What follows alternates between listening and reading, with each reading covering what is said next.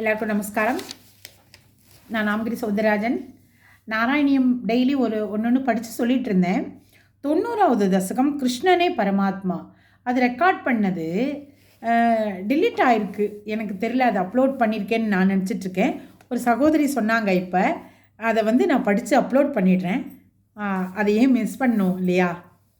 கிருஷ்ணா பரமாத்மாவான ஸ்ரீ குருவாயூரப்பா, விருகாசுரன், பிருகுமுனிவர், மோகினி, அம்பரீஷர் முதலியவர்களுக்கு கதைகளிலிருந்து பரமசிவன் முதலிய எல்லா தேவர்களுடைய பெருமைகளையும் விஞ்சியது தங்களுடைய பெருமை என்பது தெளிவாகிறது. ஆதியில் நிஷ்கலமான பரபிரம்ம சொரூபமாகவும் சகல ரூபமான பிரம்மா, விஷ்ணு, பரமசிவன் இவர்களிடத்தில் வேற்றுமையின்றி விளங்கும் பரமாத்ம ஸ்வரூபமாகவும் பிரகாசிக்கும் ஸ்வரூபம் தாங்களே. அவ்வுருவமோ சொல்லுக்கடங்காது. ஆகவே மும்மூர்த்திகளிலும் பகவானான ஸ்ரீ நாராயணனே பெருமைப்படுத்தவர் என்பது தெளிவு. இது படிச்சிருக்கேன், படித்து அப்லோட் பண்ண மறந்துருக்கேன் போல இருக்கு, இல்லை அது டிலீட் ஆகிருக்கு, சாரி. அம்மும்மூர்த்திகளிலும் தங்களுடைய சுத்த சத்வகுண ஸ்வரூபத்தை விஷ்ணு என்று கூறுகிறார்கள். பிரம்மாவோ சத்வத்தில் குறையுடையவர், ரஜோகுணமே நிரம்பியவர்.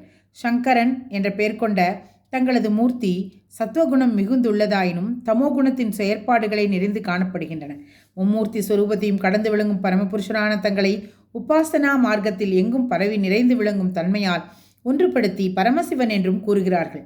இருப்பினும் உண்மையில் அந்த ஸ்வரூபமும் தாங்களேதான் என்பதில் எங்களிடம் பிரபலமான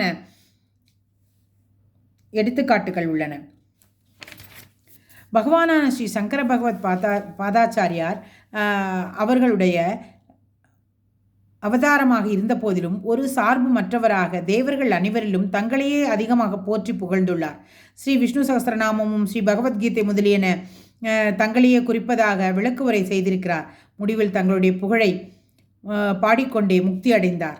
மந்திர சாஸ்திரத்தின் தொடக்கத்திலேயே காயாம்பு வண்ணனாகிய தங்களையே மும்மூர்த்திகளுக்கும் மேலாக விளங்கும் சர்வேஸ்வரனாக வர்ணித்திருக்கிறார். பிரணவ உபாசனையிலும் நிஷ்கலமமான பிரம்மத்தின் தியானத்தை கூறி அதற்கு சாதனமான சகுணமான நாராயணனாகிய தங்களையே கூறியுள்ளார். சிவன் முதலியோரை கூறவில்லை.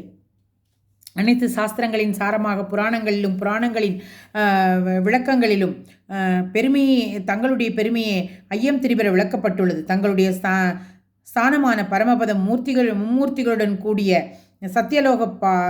சத்தியலோகத்துப்பால் உள்ளதாகவே கருதப்படுகிறது. பரமசிவனது கைலாசத்தை அவ்வாறு கூறவில்லை. ஈசனே குருவாயூரப்பா, தற்பொழுது நடந்து வரும் பிரம்ம கல்பத்தில் ஆரம்பத்தில் பிரம்மதேவருக்கு பிரத்யட்சமாக காண்பிக்கப்பட்டதும் ஸ்ரீமத் பாகவதத்தில் 2வது ஸ்கந்தத்தில் விளக்கப்பட்டதுமான தங்களுடைய சரீரத்திற்கே ஹரி, ஹரன் முதலிய திருநாமங்களை பரமசிவ பக்தராக இருந்தாலும் ஸ்ரீ மத்வாச்சாரியார் தனது புராணசாரம் என்ற நூலில் கூறியுள்ளார். எவரவர்கள் தங்கள் முற்பிறவி வாசனைக்கு ஏற்றவாறு பகவான் பரமசிவனை வழிபடுகிறார்களோ அவர்களுடைய அந்தந்த புண்ணிய பலன் திடமான சிவபக்தியால் உண்டாகிறது என்பது திண்ணம். ஆகவேதான் வியாசமுனிவரும் ஸ்ரீ ஸ்கந்தம் முதலிய புராணங்களில் அந்தந்த தகுதி படைத்தோரை பொறுத்து ஸ்ரீ சிவனுடைய பெருமைகளை கூறும் வாயிலாக அர்த்தவாதங்களால் தங்களை தாழ்த்தி கூறியுள்ளார்கள். அர்த்தவாதம் என்பது பூதார்த்தவாதம், அனுவாதம், விருத்தாந்தவாதம் என்று மூவகைப்படும். அம்மூன்று முறைகளும் அவன் வழிபடும் தெய்வத்தின் பக்தியை வளர்ப்பதற்காகவே. இவற்றிடையில் தாங்கள் தாமச குணம் மிக்கவர், சிவபிரானிடம் தோல்வியுற்றவர், அவரிடம் உபதேசம் பெற்றவர், திருவாய்மொழி பெற்றவர் என்றெல்லாம் பலமுறை ஸ்காந்த புராணத்தில் தங்களை பற்றி குறைவாக கூறும் விருத்தாந்தங்களை சிவனிடத்தில் அதிக பக்தி வளர்ப்பதற்காகவே தங்களை குறைவாக பேசியதாக அது ஆகாது. பிரபுவான ஸ்ரீ குருவாயூரப்பா, அறிவற்ற நான் இங்கு கூறியதெல்லாம் மந்திர சாஸ்திரங்கள் முதலியவற்றில் நன்கு காணப்பட்டதே, விளக்கப்பட்டதே. வியாசமுனிவர் எழுதிய புராணங்களில் சாரமான ஸ்ரீமத் பாகவத புராணத்தில் புகழ்பெற்ற பரமாத்ம ஸ்வரூபியான குருவாயூரப்பா, எனது துக்கங்கள் அனைத்தையும் நீக்கியருளி என்னை பக்தி நிறைந்தவராக செய்திடல் வேண்டும் என்று பட்டத்திரி கூறுகிறார். கிருஷ்ணார்ப்பணமஸ்து.